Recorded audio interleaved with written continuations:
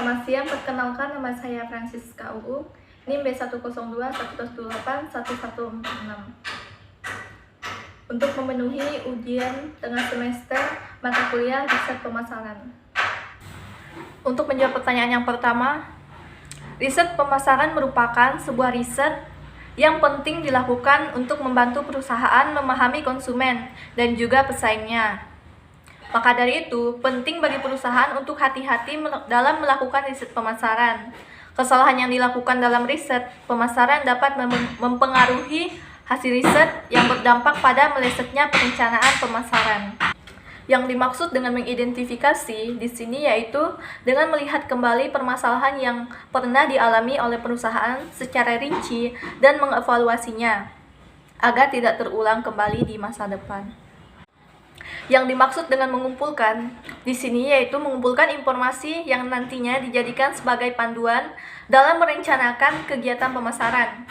Sebuah perencanaan bisnis atau pemasaran memerlukan informasi dari riset pemasaran untuk dapat mengukur secara tepat target serta strategi yang hendak disusun.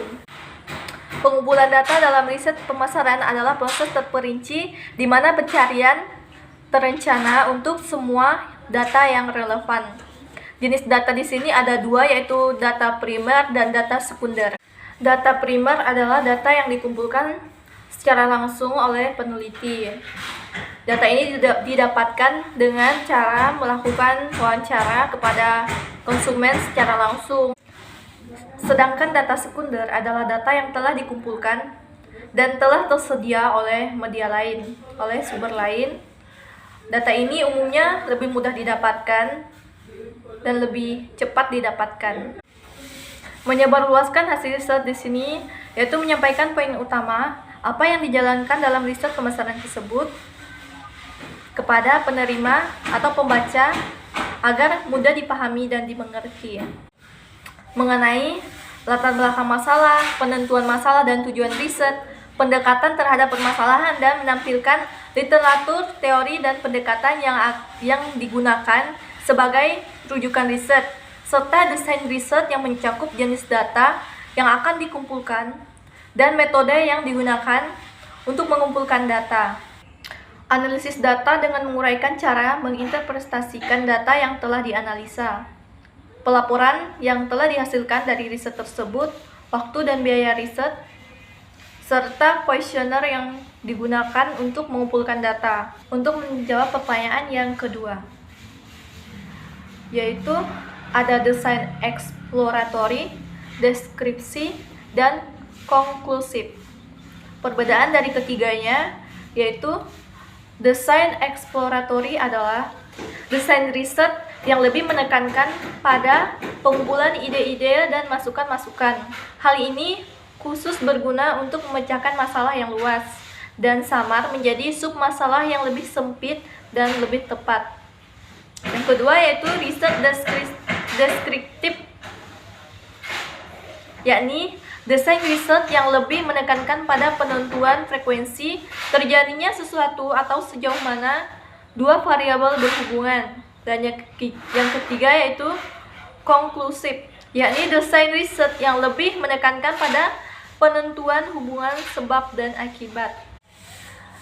Contoh eksploratory yaitu pada saat perusahaan mengalami masalah di pemasarannya mengenai produk yang kurang laku atau kurang disukai konsumen. Perusahaan mencari dan mengumpulkan informasi dari luar dan dalam untuk menyelesaikan masalah itu. Apakah kualitasnya kurang baik ataukah harga yang tidak sesuai? Selanjutnya, contoh dari deskriptif, yaitu pada saat produk diluncurkan, bagaimana respon konsumen terhadap produk tersebut, apakah menyukai atau tidak, dan sejauh mana mereka menyukai produk yang diluncurkan oleh perusahaan ini. Dan yang ketiga, contoh konklusif, perusahaan menciptakan produk handphone, akibatnya banyak atau sedikitnya orang yang membelinya. Contoh lainnya yaitu jika pelayanan yang diberikan sangat baik, akibatnya banyak yang menyukai perusahaan itu dan mereka memberikan argumennya bahwa perusahaan itu patut diberi apresiasi. Selanjutnya saya akan menjawab pertanyaan nomor 3. skala perbandingan. Skala perbandingan di sini misalnya dari barang satu dan dengan barang yang lain dibandingkan dilihat dari kualitasnya. Misalnya saya memberikan contoh, misalnya kendaraan. Motor merek Honda berbeda dengan motor merek mesin Yamaha. Seperti itu.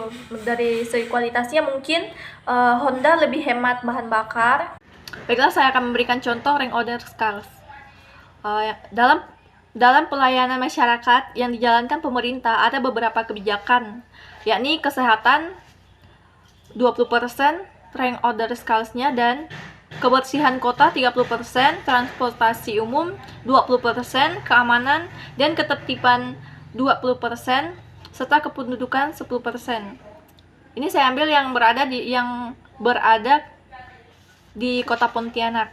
Dan untuk keyword, dalam kuesioner misalnya dituliskan angka 1 kepada merek yang disukai dan angka 2 kepada merek mobil yang ragu untuk dibeli, dan angka 3 kepada merek mobil yang tidak disukai.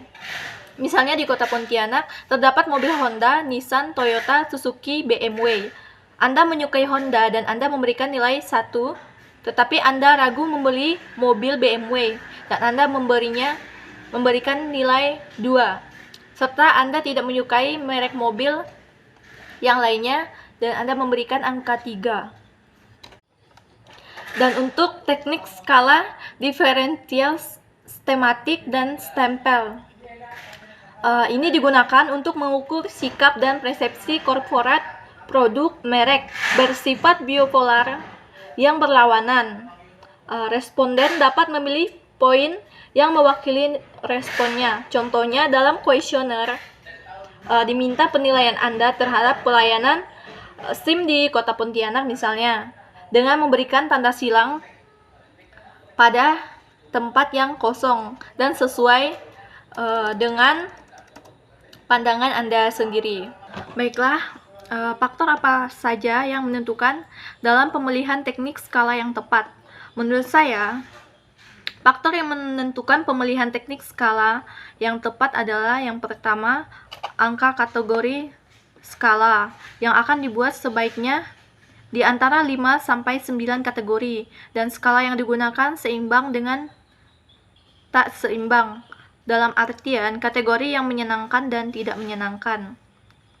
Mempunyai jumlah yang tidak sama menggunakan skala yang seimbang agar dapat menghasilkan data objektif. Selanjutnya, kategori angka genap atau ganjil, skala forged dengan non-forged, skala pertanyaan ganda, yaitu contohnya teknik skala Likert, stapel, skematik, diferensial. Baiklah, di sini saya akan menjawab pertanyaan nomor 4. Menurut saya, kuesioner dikatakan baik itu jika memenuhi beberapa poin sebagai berikut. Yang pertama adalah menjawab pertanyaan antara responden yang satu dengan yang lainnya, diberi jarak yang berjauhan agar tidak saling melihat jawaban. Yang kedua, responden adalah sejumlah orang yang terlibat dalam suatu proyek sistem. Mereka merupakan sarana untuk mengukur persepsi satu kelompok yang setuju atau yang tidak setuju terhadap sesuatu yang ditanyakan.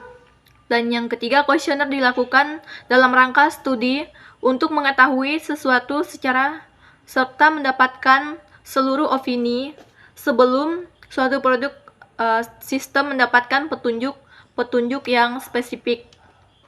Selanjutnya, kuesioner adalah langkah awal untuk mendapatkan informasi yang ingin lebih meyakinkan bahwa masalah yang terjadi pada sistem dapat diidentifikasi. Baiklah, di sini saya akan menjawab pertanyaan nomor 5.